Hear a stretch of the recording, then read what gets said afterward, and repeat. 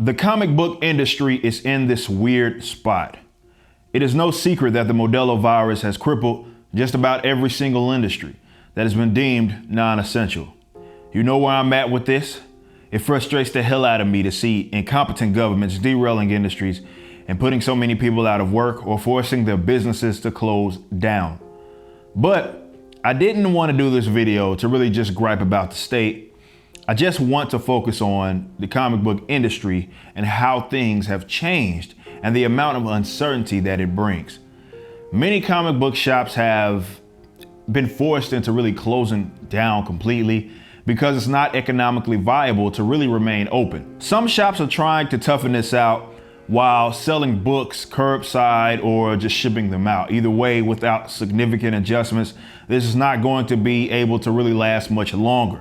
Mainstream comic books have either completely stopped releasing comics altogether or postponed releases or have moved to strictly like digital releases. And maybe more importantly, the distribution giant Diamond, which was the main comic distributor, they shut down at least until late May or something like that, which seemed to really pop a lot of this off. So here we are left with a lot of uncertainty. The whole lure of comic books, at least for most of us, is to have that physical copy in your hands. Others, they also like to collect them. So those are two big blocks of people that aren't really going to be at all interested in a shift to just digital comics. The great thing is that when it comes to the big two, their history spreads so far across several decades. So there's plenty of comic books to get caught up on if you can really find someone that's actually selling them at the moment. But what does this really mean for the future of the comic book industry? And that's the golden question. Make no mistake, prior to the government lockdowns and pandemics, comic books were at this odd spot, though people such as the comic book writers would never admit it. Despite having blockbuster films, the comic books have recently had this sort of big time content issue. The political monopoly has been really present. It's so obvious. They're beating you over the head with it. And lousy writers have been given additional books, even though they haven't really done much to deserve it. This is aside from the continuity and the canon issues that has made it basically impossible to follow or make sense of the current timelines. It's like they aren't even trying, and leadership is actually, well, not leading, or they're in on it. So maybe we have just a perfect storm. The pandemic has really exposed a lot of issues, and maybe it just sped up the inevitable.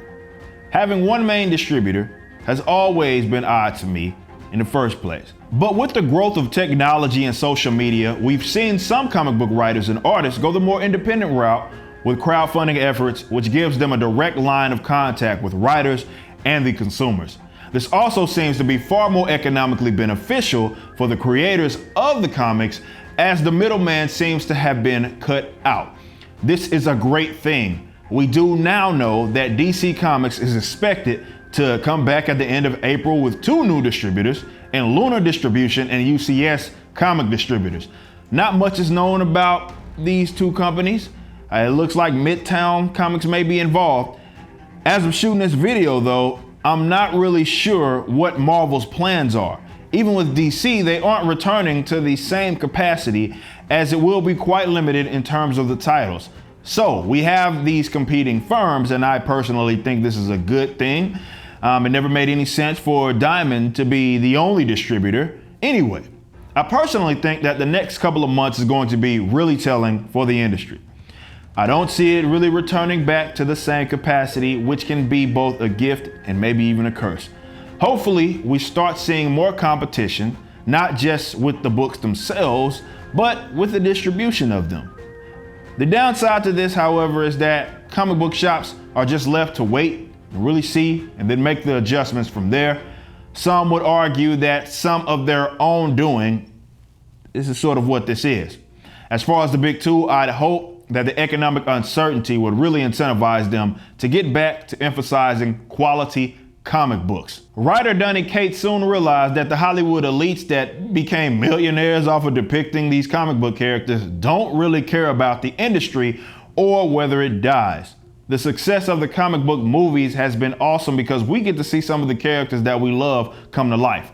The bad thing is that it has attracted some people that just want to get in on the fun. They don't really care about these characters. They're just hoping their work gets depicted, and it seems to show in the content as it has taken a nosedive and people are writing comic book characters that they don't really seem to understand or even care about.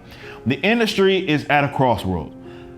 I would love to see them come out on the other side of this pandemic that is, with a better understanding. But that may be wishful thinking. I feel as if there will always be that demand for really this culture. So I doubt that they're going to just go away. But I also do not think that we will be returning to the same capacity. So what's in store for the comic book industry? Only time will tell.